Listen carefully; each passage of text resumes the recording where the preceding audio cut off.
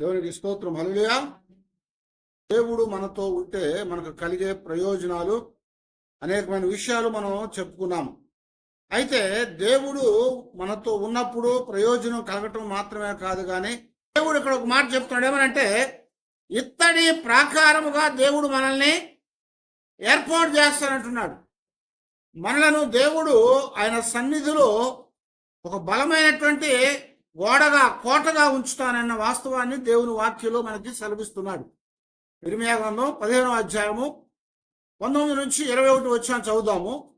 అంటే యెహోవా ఇలాగ సెలవిస్తున్నాడట, నీవు నా తట్టు తిరిగిన ఎడల నీవు నా సన్నిధిని నిలుచున్నట్లు నేను నిన్ను తిరిగిన రప్పించి తిని, ఏవి నీచమైనవో ఏవి ఘనమైనవో నువ్వు గుర్తుపట్టిన ఎడల నీవు నా నోటి వలె ఉందువు. వారు నీ తట్టు తిరగవలను గాని నీవు వారి తట్టు తిరగకూడదు. అప్పుడు నిన్ను ఈ ప్రజలకు పడగొట్ట జాలని ఇత్తడి ప్రాకారముగా నేను నియమించేదను అని జ్ఞాపకం చేస్తున్నాడు. దేవుడు ఇక్కడ ఒక మాట చెప్తున్నాడు. ఏమనంటే, ఇత్తడి ప్రాకారముగా దేవుడు మనల్ని ఏర్పాటు చేస్తానంటున్నాడు. ఇత్తడి ప్రాకారం అంటే ఏంటి? ప్రాకారం అంటే చుట్టూ ఉండేటువంటి గోడ. మన పూర్వకాలాల్లో ఇంటికి ప్రహరీలు ఉండేవి కదా, ఇంటికి ప్రహరీ గోడలు ఉండేవి. ఎందుకంటే ఇల్లు దూరంగా ఉండేవి, ఆ ఇంటి చుట్టూ కూడా గోడ ఉండేది. ఆ ప్రాకారం అనేది ఏమవుతుందంటే ఆ ఇంటిని కాపుదల కలిగిస్తూ ఉంటుంది, ఆ ఇంటికి క్షేమాన్ని కలిగించేదిగా ఉంటుంది, ఆ ఇల్లు ఎప్పుడు కూడా భద్రపరిచేదిగా ఉంటుందని దేవుని వాక్యం ఇక్కడ మనకి తలవిస్తా వచ్చింది. అందుకొరకే మనకి దేవుడు ఏం చెప్తున్నా అంటే, నీవు నా తట్టు తిరిగిన ఎడల నీవు నా సన్నిధిని నిలుచున్నట్లు నేను నిన్ను తిరిగి రప్పించేదును అని చెప్తున్నాడు. మనము దేవుని యొక్క తట్టు తిరిగే వాళ్ళంగా ఉండాలి, దేవుని వైపు మనం చూసేవారంగా ఉండాలి. దేవుని తట్టు తిరగటం అంటే దేవుని దగ్గరికి రావటం, దేవుణ్ణి చూడగలగటం. అందుకనే యాకోబు పత్రికలో కూడా ఒక చక్కటి మాట రాస్తా ఉంటాడు, మీరు దేవుని యొద్దకు రండి, అప్పుడు ఆయన మీ యొద్దకు వచ్చునని చెప్తున్నాడు. కారణం ఏంటంటే, దేవుని దగ్గర నుంచి మానవుడు దూరంగా వెళ్ళిపోయాడు కనుక దేవుడు మరలా పిలుపునిస్తా ఉన్నాడు. ఎందుకు ఆయన పిలుపునిస్తున్నాడయ్యా అంటే, ఆయన దగ్గరికి రావాలని కోరుతా ఉన్నాడు. ఆయన దగ్గరికి వచ్చినప్పుడు ఆయన మనల్ని బలపరుస్తానని చెప్తా వచ్చాడు అన్నమాట. కనుకనే మీరు ఆయన దగ్గరికి వచ్చినట్లయితే ఆయన మీ వద్దకు వస్తాడని చెప్తున్నాడు.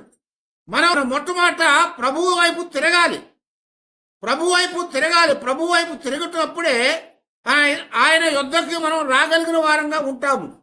ప్రభు వైపు తిరగకపోతే దేవుని దగ్గరికి రాలేమని చెప్తా వచ్చాడు. ఇక్కడ మనం ఆదిలో కూడా అదే గమనిస్తూ ఉంటాం. ఆదాము హవ్వలు పాపం చేస్తున్నప్పుడు ఏం చేశారు? వాళ్ళు చెట్టు చాటును దాక్కున్నారు. వారు దేవుని దగ్గరికి రాలేకపోయారు కనుకనే దేవునితో ఉండేటువంటి అవకాశాన్ని వారు పోగొట్టుకున్నారు. కాబట్టి ఇక్కడ యాకోబు చెప్పినట్లుగా మీరు దేవుని యొద్దకు రండి, అప్పుడు ఆయన మీ యొద్దకు వస్తాడు. మొట్టమొదట మనం తప్పు చేసాము, మనము దేవునికి విరోధంగా ఉన్నాం కనుక దేవుని నుంచి దూరంగా ఉన్నాం. కాబట్టి ఇప్పుడు మనం ఏం చేయాలంట? మొట్టమొదట ఆయన వైపుకి తిరగాలి అని చెప్తున్నాడు. ఆయన వైపు తిప్పుకోవాలి మన ముఖాన్ని. ఆయన వైపు తిరిగిన తర్వాత ఆయన దగ్గరికి మనము రావాలి. ఆయన దగ్గరకు వచ్చినప్పుడు ఆయన మన దగ్గరకు వచ్చేవాడుగా ఉంటాడు అని చెప్తున్నాడు. ఎప్పుడైతే మనం ఆయన వైపు తిరిగినప్పుడు, ఆయన మన దగ్గరకు వచ్చినప్పుడు మన జీవితాల్లో దేవునితో తిరిగి మరలా మనము కలిసి ఉండేటువంటి అవకాశము దేవుడు మనకి ఇచ్చేవాడుగా ఉన్నాడు. అందుకే పౌలు గారు చాలా పర్యాయాలు మనం చెప్పుకున్నట్లుగా ఆయన మనకేం చేశాడంట? దేవునితో మనకి యేసుక్రీస్తు వారి ద్వారా సంధిని ఏర్పాటు చేశాడు. యేసుక్రీస్తు వారి ద్వారా దేవునికి మానవునికి మధ్యలో ఉన్నటువంటి వైరాన్ని, విరోధాన్ని తీసివేశారని చెప్తున్నాడు. ఆ వైరం అనేది, విరోధం అనేది తీసివేయటం ద్వారా తిరిగి మనం దేవుని వైపు చూడటానికి, దేవుని దగ్గరికి రావటానికి దేవుడు అవకాశాన్ని కలిగించాడు అని చెప్తున్నాడు అన్నమాట. లేకపోతే దేవుని దగ్గరికి రాగలిగే వారమే కాదు అని చెప్తున్నాడు. దేవుని దగ్గరికి రావటానికి మన మధ్యలో దేవునికి మనకు మధ్యలో ఎలాంటి విభేదం అనేది ఉండకూడదు. అయితే ఇప్పుడు దేవుడు చెప్పినట్టుగా ఆయన వద్దకి మనం వచ్చినట్లయితే ఆయన మన జీవితాల్లో ఏం చేస్తా అన్నాడు? నా సన్నిధిని నిలిచినట్లుగా నేను నిన్ను రప్పిస్తానని చెప్తున్నాడు. ఆయన సన్నిధిలో నిలిచేటట్లుగా మనల్ని ఆయన రప్పిస్తాను అని చెప్తున్నాడు. ఆయన మరలా మనకు తీసుకుని వస్తాడు. అందుకని బైబిల్లో మనం జ్ఞాపకం చేసుకున్నట్లయితే దేవుడు అనేక పర్యాయాలు నా దగ్గరికి రండి అని చెప్తా వచ్చాడు. నా దగ్గరికి రండి అని చెప్తున్నాడు. ఎందుకంటే ఆయన దగ్గరికి మనం రావాలని దేవుడు కోరుకుంటున్నాడు. దేవుని యొక్క ఉద్దేశం ఏంటంటే దేవుడు మానవుణ్ణి సృజించినప్పుడు దేవునితో ఉండాలని కోరాడు. కానీ మానవుడు దూరంగా వెళ్ళిపోయాడు. కాబట్టి ఇప్పుడు అంటున్నాడు కదా, నువ్వు వెళ్ళిపోయినప్పటికీ మరలా నేను నిన్ను నా దగ్గరికి తీసుకొని వస్తాను. దేవుని యొక్క స్వరూపము, దేవుని యొక్క పోలికలో చేయబడ్డాము. ఇప్పుడు దేవుని యొక్క స్వరూపము, దేవుని పోలికలో చేయబడ్డాము కనుక మరలా దేవునితో మనం ఉండాలని ఆయన కోరుకుంటున్నాడు. ఆయనతో మనం జీవించాలని ఆయన ఆశపడతా ఉన్నాడు. అయితే ఇక్కడ ఇర్మీయాతో దేవుడు చెప్తున్నటువంటి మాట ఏంటంటే, నీవు నా తట్టు తిరిగినట్లయితే నేను నా సన్నిధిలో నిన్ను నిలిచేటట్లుగా చేస్తాను. నీవు నా సన్నిధిలో నిలిచినప్పుడు ఏవి నీచమైనవో ఏవి ఘనమైనవో నీవు గుర్తుపట్టగలిగిన వాడవుగా ఉంటావు. హల్లెలూయా. దేవుని దగ్గరికి రాకపోతే ఏవి మంచి ఏవి చెడు అనేది మనం గుర్తుపట్టలేము. మంచి చెడు తెలియాలంటే దేవుని వద్దకు రావాలి. దేవుని వద్దకు వచ్చినప్పుడే మనము దేవుని యొక్క జ్ఞానాన్ని పొందగలుగుతాం. దేవుని యొక్క సన్నిధిలో ఉన్నటువంటి దేవుడు మనకి ఇచ్చేటువంటి ఆ వివేచనని కలిగి ఉండగలుగుతాం అన్నమాట. వివేచన అనేది కావాలి. వివేచన లేకపోతే మంచి చెడులను మనము విచక్షణ చేయలేము. ఆ రోజున ఏదైనా తోటలో సాతాను వచ్చి ఏం చెప్పింది? అవ్వ దగ్గరకు వచ్చి సాతాను సర్పరూపంలో దేవుడు మిమ్మల్ని పండ్లు తినవద్దన్నాడా అని అడిగింది. అక్కడ దేవుడు మానవునికి ఏమిచ్చాడంటే సొంత చిత్తాన్ని ఇచ్చాడు. దేవుడు మానవునికి వివేకాన్ని ఇచ్చాడు. దేవుడు మానవుకి జ్ఞానాన్ని ఇచ్చాడు. కానీ ఈ అవ్వం ఏం చేసిందంటే దేవుడిచ్చిన వివేకాన్ని, దేవుడిచ్చిన జ్ఞానాన్ని, ఆ సొంత చిత్తాన్ని పక్కన పెట్టేసి ఎవరో చెప్పినటువంటి మాటను ఆలకించిందనమాట. అందువల్ల ఏమైందంటే తన జీవితంలో వివేచన కోల్పోయింది.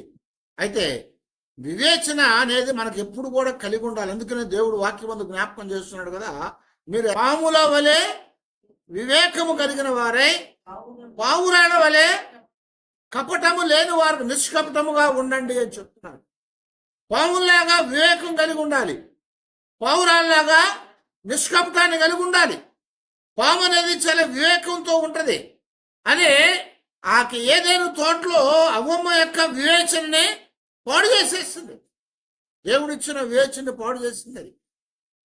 అయితే ఇక్కడ దేవుని దగ్గరకు వచ్చినప్పుడు, దేవుని సన్నిధిలో మనం నిలబడినప్పుడు దేవుడు మనకి వివేచన ఇచ్చాడు. కాబట్టి ఆ వివేచన ద్వారా ఏవి మంచివో ఏవి చెడ్డవో, లేకపోతే ఏవి నీచమైనవో ఏవి ఘనమైనవో మనము గుర్తుపట్టగలిగిన వారంగా ఉండగలుగుతాము. వాటిని గుర్తుపట్టాలి. మంచి చెడు అనేది మనము తెలుసుకొని ఉండాలి. మంచి చెడును మనము గుర్తించగలగాలి. అది గుర్తించలేకపోతే ఏమవుతామంటే మంచి అనుకొని చెడులోకి, చెడు అనుకొని అలాగే చెడులోనే ఉండిపోయేటువంటి వారంగానే ఉంటామన్నమాట.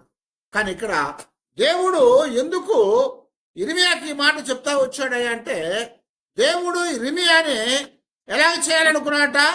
ఒక ఇత్తడి గోడగా ప్రాకారముగా చేయాలనుకున్నాడు. ఇత్తడి ప్రాకారముగా చేయాలనుకున్నాడు. కారణం ఏంటంటే ఇర్మీయా ఎన్నో శ్రమలు పొందాడు. చిన్న వయసులో ఉన్నటువంటి ఇర్మీయాని దేవుడు పిలిచాడు. దేవుడు పిలిచినప్పుడు ఇర్మీయా భయపడ్డాడు. ఎందుకంటే అయ్యా నేను చిన్నపిల్లవాడని చెప్తా వచ్చాడు. మనం చూడండి ఇక్కడ ఇర్మీయా గ్రంథంలో 1వ అధ్యాయంలో 4వ వచనం చూడండి. యెహోవా వాక్కు నాకు ప్రత్యక్షమై ఇలాగ సెలవిచ్చెను, గర్భములో నేను నిన్ను రూపింపక మునిపే నిన్ను ఎరిగితిని.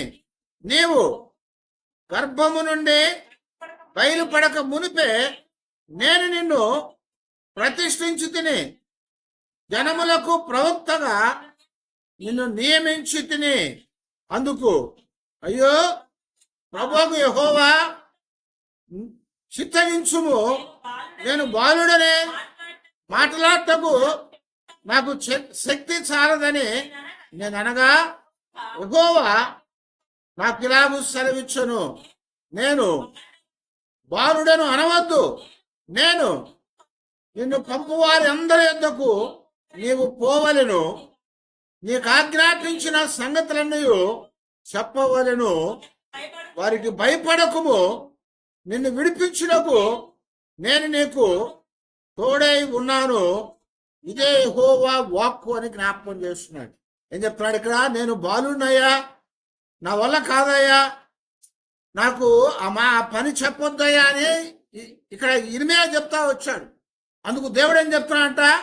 నీవు గర్భములో రూపింపబడక మునుపే నేను నిన్ను ఎరిగాను, గర్భములో ఉండగానే నువ్వు బయటికి రాక మునిపే నేను నిన్ను ప్రతిష్ఠించుకున్నాను, కాబట్టి జనములకు ప్రవక్తగా నేను నియమించాను అని చెప్తున్నాడు.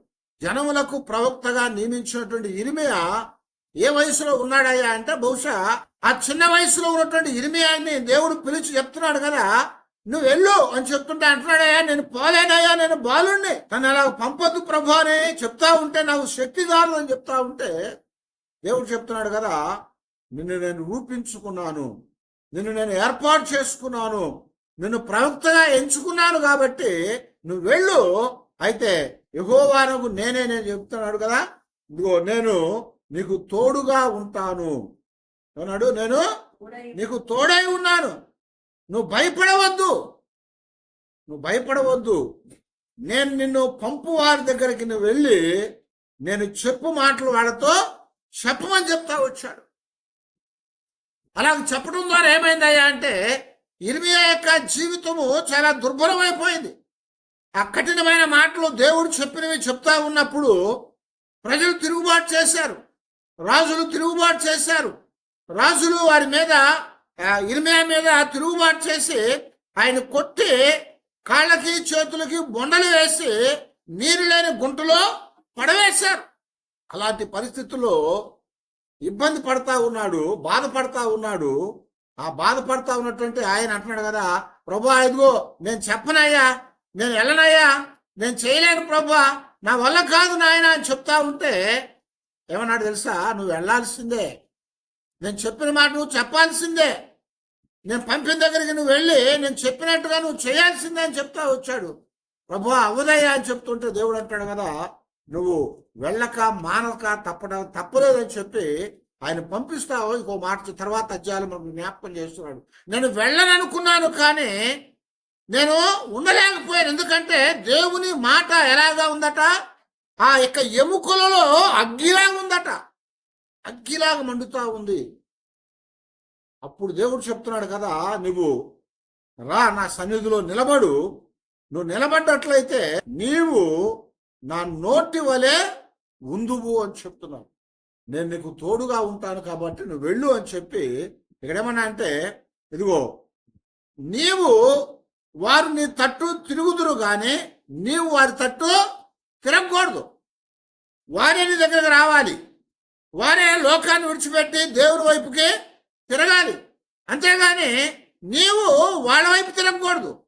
అందుకనే దేవుని వాక్యంలో పౌలు గారు కూడా చెప్తూ ఉన్నటువంటి మాట మనం చూస్తూ ఉంటే, దేమా అనేవాడు ఏం చేశాడంట, దేవుణ్ణి విడిచిపెట్టి విశ్వాసాన్ని విడిచిపెట్టి లోకాన్ని ప్రేమించి లోకం వైపు తిరిగి వెళ్ళిపోయాడని చెప్తున్నాడు.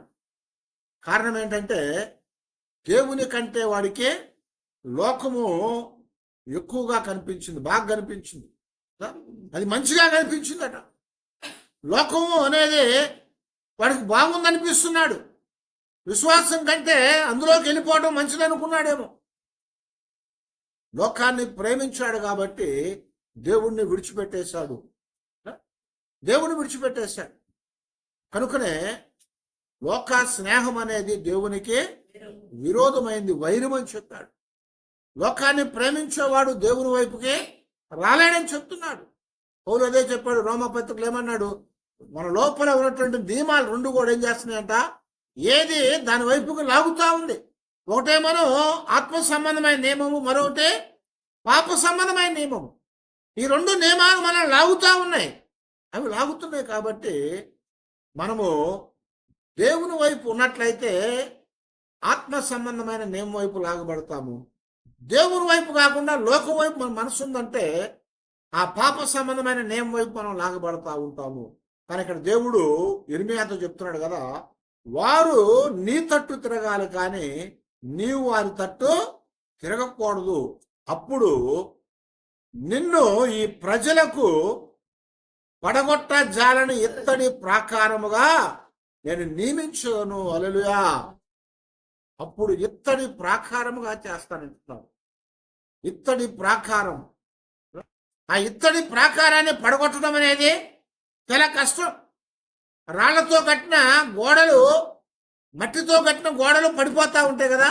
రాళ్లతో కట్టిన పడిపోవచ్చేమో, కానీ ఇత్తడితో కట్టిన ప్రాకారములు ఎప్పటికి కూడా అది పడిపోయేవి కాదు అని చెప్తున్నాను. అవి పడిపోయేవి కాదు. కారణం ఏంటంటే దేవుడు నిన్ను ఇత్తడి ప్రాకారముగా చేస్తానంటున్నాడు. ఇత్తడి ప్రాకారముగా. ఆ ఇత్తడి ప్రాకారముగా మనం చేయబడితే లోకములో ఏది కూడా మనల్ని ఏమీ చేయలేదని చెప్తున్నాడు. ఇర్మీయాతో చెప్పిన మాట అదే. దేవుని సన్నిధిలో మనం నిలబడాలి. దేవుని సన్నిధిలోకి మనము తిరిగి రప్పించబడాలి. దేవుని సన్నిధిలోకి వచ్చినప్పుడు, రప్పించబడినప్పుడు, ఆయన సన్నిధిలో నిలబడినప్పుడు ఆయన బలపరిచేవాడుగా ఉన్నాడు. ఆయన బలపరిచేవాడుగా ఉన్నాడు. ఆయన బలపరిచినప్పుడు మన జీవితాల్లో మరి ఎన్నడూ కూడా వెనుతిరిగేటువంటి ఆ స్థితి ఉండదని ఇక్కడ జ్ఞాపకం చేస్తున్నాం. ఒకవేళ జారిపోవచ్చు, పడిపోవచ్చు, కానీ దేవుడు చెప్తాడు కదా, మరి నీతిమంతుడు 7 మారులు పడిపోయినా సరే నేను వాడిని లేవనెత్తుతానని చెప్తున్నాడు. వాడిని లేవనెత్తుతాను. ఒకవేళ జారొచ్చేమో కానీ దేవుడు చేయబట్టుకొని పైకి లేపేవాడు. పేతురు ఎంతో గొప్ప విశ్వాసంతో యేసు ప్రభు వారు నీళ్ళ మీద నడవటం చూసేమన్నాడు, నేను కూడా నడుస్తాను ప్రభు అని చెప్పాడు. ఆ గొప్ప విశ్వాసంతో ఆ ధోనిలో నుంచి నీళ్ళ మీద కాలేసి నడవటం ప్రారంభించాడు. నడవటం ప్రారంభించినాక ఏమైంది? విశ్వాసం సన్నగిల్లిపోయి నీళ్ళలో మునిగిపోయే పరిస్థితి వచ్చింది. ఆ నీళ్ళలో మునిగిపోతా ఉన్నటువంటి వాడు ఏమయ్యాడట? అయ్యో ప్రభు అని కేకేస్తున్నాడు. అప్పుడు దేవుడు ఆ చెయ్యి పట్టుకొని పైకి లేవనెత్తాడు. నీటి మీద నడవటం అంటే అది చాలా అరుదైన పని, కష్టమైన పని. ఎవరు కూడా నీటి మీద నడవలేరు. నీటి మీద నడవలేరు. కానీ ఇక్కడ దేవుడు, ఆయన ప్రభు అయిన క్రీస్తు వారు నీటి మీద నడుచొస్తా ఉంటే ఆయన చూసినటువంటి పేతురు నేను కూడా నీటి మీద నడుస్తానని చెప్పాడు. కానీ ఆ విశ్వాసాన్ని ఆయన కాపాడుకోలేకపోయాడు. ఆయన ఇచ్చినటువంటి ఆ విశ్వాసంలో నిలబడలేకపోయాడు. అందువల్ల ఏమైందంటే ఆయన జారి మరలా నీటిలో కుంగిపోయేటువంటి పరిస్థితి ఏర్పడింది. అందుకే అక్కడ దేవుడు చెప్తున్నాడు కదా, నేను నిన్ను బలపరుస్తాను, నేను నీకు శక్తినిస్తానని చెప్తున్నాడు. నేను నిన్ను నా యొక్క సన్నిధిలో నువ్వు నిలబడినట్లయితే నేను ప్రాకారంగా చేస్తాను, ప్రాకారంగా చేస్తాను. దానిని ఎవడు కూడా ఏమీ చేయలేనటువంటి పరిస్థితుల్లో నేను నిన్ను తీసుకొని వస్తానని చెప్పి దేవుడు ఇర్మీయాని జ్ఞాపకం చేసి చెప్తా వచ్చాడు. నీకు ఇబ్బంది కలగవచ్చు, నీకు విరోధము అనేక మంది ఉండొచ్చు, అనేక మంది నిన్ను తృణీకరించవచ్చు, కానీ నువ్వు ఏర్పాటు చేయబడ్డావు కనుక, నువ్వు రూపించబడ్డావు కనుక, నువ్వు ప్రత్యేకమైన పని కొరకు సిద్ధపరచబడ్డావు కనుక నేను నిన్ను బలపరుస్తాను. నువ్వు భయపడవద్దు, నా సన్నిధి నీకు తోడుగా ఉంటుంది, నేను నీకు తోడుగా ఉంటానని చెప్పాడు. గతంలో చెప్పుకున్నాం దేవుని సన్నిధి మనతో ఉంటే మనకు ఎన్నో ప్రయోజనాలు ఉన్నాయి, ఎన్నో ప్రయోజనాలు. అయితే ఇక్కడ దేవుడు జ్ఞాపకం చేస్తున్నట్లుగా దేవుని సన్నిధిని ఆయనతో ఉంచాడు, ఇర్మియాతో ఉంచాడు. కాబట్టి ఇర్మియా దేవుని మాటల చేత బలపరచబడిన వాడై మరి వెనుదిరగకుండా బయటికి చూడకుండా దేవుని సన్నిధిలో నిలబడ్డాడు. అందువలన దేవుడు తన ప్రజలు పడగొట్ట జాలినటువంటి ఇత్తడి ప్రాకారముగా ఆయన్ని నియమించాడు. ఇత్తడి ప్రాకారముగా దేవుడు నియమించాడు. కనుక ఇప్పుడు అంటున్నాడు కదా, నిన్ను రక్షించుటకు, నిన్ను విడిపించుటకు నేను నీకు తోడై ఉన్నాను, నేను నీకు తోడై ఉన్నాను. కనుక వారు నీ మీద యుద్ధము చేయుదురు గాని నిన్ను జయింపలేకపోదురు. హల్లెలూయా. ఎప్పుడైతే మనం దేవుని సన్నిధిలో బలమైన కోటగోడగా నిలబెట్టబడుగుతామో, దేవుని సన్నిధిలో మనము బలవంతులుగా ఉండగలుగుతామో, అప్పుడు ఎవరు కూడా మనల్ని జయించలేరు. ఎవరు కూడా మనల్ని జయించలేరు. అవతల వాడు ఎంతటి వాడైనా కావచ్చేమో. ఇశ్రాయేలీయులు 40 దినాలు ఫిలిష్తీయుల్ని ఎదుర్కొని ఏమీ చేయలేక నిలబడిపోయారు. బలాఢ్యుడైనటువంటి గొలియాతును చూసి భయపడిపోయారు. ఇశ్రాయేలు అందరిలో కూడా సౌలు వంటి వాడు లేడు అని చెప్పినటువంటి ఆ ఎత్తని వాడైన సౌలే భయపడిపోయి ఏం చేయలేకుండా ఉండిపోయాడు. కానీ చిన్నవాడైనటువంటి దావీదు వచ్చినప్పుడు ఏమన్నాడు? ఈ సున్నతి లేని ఫిలిష్తీయుడు ఎంతటి వాడు, నేను దేవుని నామములో వాడినే జయిస్తానని చెప్పాడు. కారణం ఏంటంటే దేవుడు దావీదుని ఒక బలమైనటువంటి ప్రాకారంగా చేశాడు. దేవుడు దావీదుని బలమైనటువంటి సాధనంగా వాడుకున్నాడు. దేవుడు దావీదు యొక్క జీవితంలో నేను నీకు తోడుగా ఉన్నాను, నువ్వు భయపడవద్దని చెప్పాడు. కనుకనే ఏ ఆయుధము లేకుండా, ఏ కవచము లేకుండా, యుద్ధ సంబంధమైనటువంటి నైపుణ్యము లేకుండా ఒక నైపుణ్యం కలిగినటువంటి, యుద్ధ నైపుణ్యం కలిగినటువంటి బలాఢ్యుడైనటువంటి ఒక యోధుడిని ఎదురుపడ్డాడు. ఒక యోధుడికి ఎదురుపడ్డాడు. ఆ ఎదురుపడ్డటువంటి వాడు ఏం చేశాడు? దేవుని పేరట ఒకే ఒక్క చిన్న రాతిని తీసుకొని కొట్టి చంపివేశాడు. కారణం ఏంటంటే నీ ఎదుట ఏ ప్రాకారము కూడా నిలబడలేదు, నీ ఎదుట ఎవరు కూడా నిలబడలేడని చెప్పాడు. ఎవరు నిలబడలేడని చెప్తున్నావు. కనుకనే ఇక్కడ దావీదు చిన్నవాడైనప్పటికీ, బలం లేని వాడైనప్పటికీ, యుద్ధ నైపుణ్యం లేకపోయినప్పటికీ, కవచాన్ని ధరించుకోకపోయినప్పటికీ ఏం చేశాడు? దేవుని పేరులో ఉన్న బలాన్ని తీసుకొని ఆ బలము చేత బలవంతుడైనటువంటి లోకంలో బలవంతుడుగా ఉన్నటువంటి వాడిని ఎదిరించాడు. అందుకొరకే యోహోను, 1 యోహోను 4వ అధ్యాయం 4వ వచనంలో జ్ఞాపకం చేస్తూ ఉంటాడు, ఇదిగో లోకంలో ఉన్నవాడి కంటే కూడా మీలో ఉన్నవాడు గొప్పవాడు. లోకంలో ఉన్నవాడి కంటే మనలో ఉన్నవాడు గొప్పవాడని చెప్తున్నాడు యోహోను.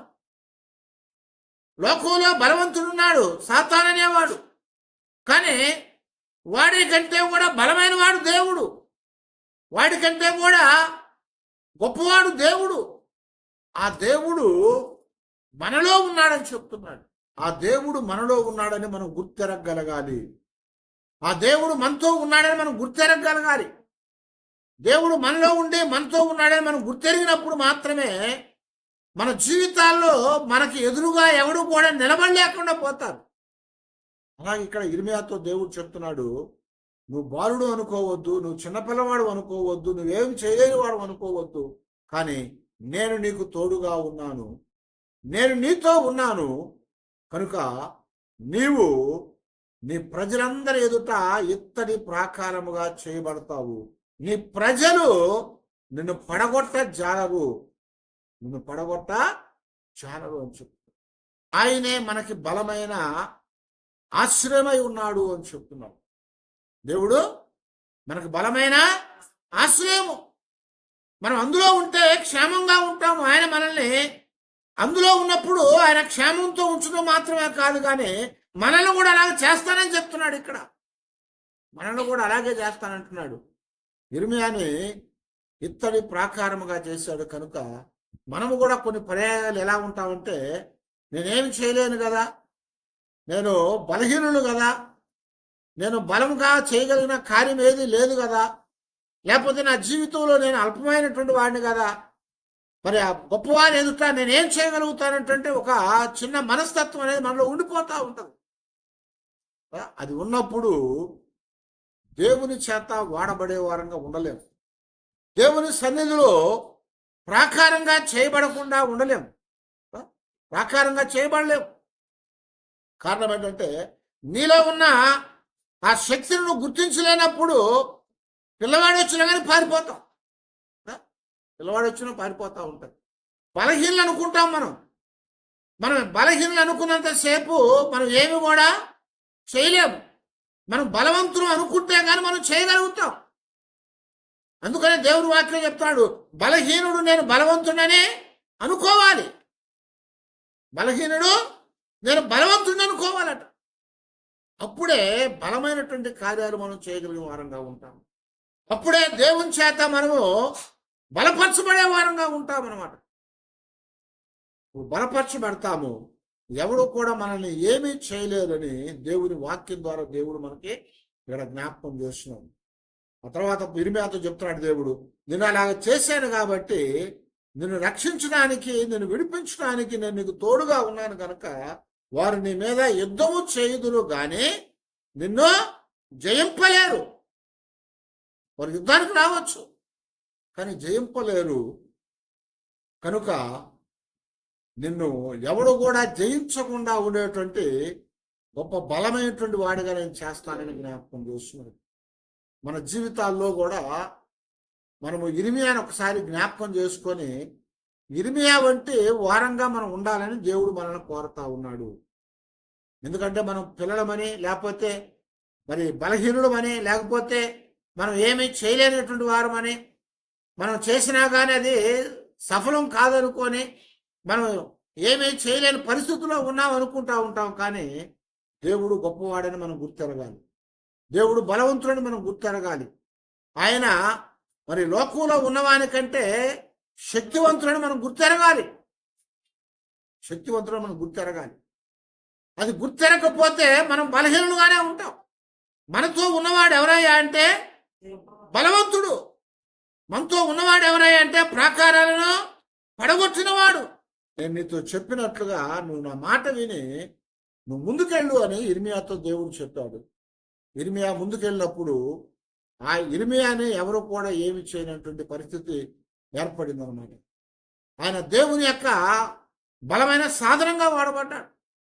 అలాగే మనం కూడా దేవుని యొక్క సన్నిధిలో మనము ఎవరమంటే జీవం గల దేవుని యొక్క పిల్లలమని మనం గుర్తెరగాలి. యేసుప్రభు ఒక రోజు నాకు అడిగారు, జనులు నన్ను గురించి ఏమనుకుంటున్నారంటే, అందరూ ఏం చెప్పారు శిష్యులు, దేవా నువ్వు ప్రభువా ఇర్మీయా అనుకుంటున్నారయ్యా, ఏలియా అనుకుంటున్నారయ్యా, ప్రవక్త అనుకుంటున్నారయ్యా, చచ్చిపోయి బతికినా బాప్తిస్మం ఇచ్చే యోహోను అనుకుంటున్నారయ్యా అని అందరూ చెప్తా ఉంటే, సరే వాళ్ళని విడిచిపెట్టేయండి, మీరేమనుకుంటున్నారని అడిగాడు ప్రభు. మీరేమనుకుంటున్నారంటే అందరూ కూడా తెల్లబోయి చూస్తూ ఉన్నారు.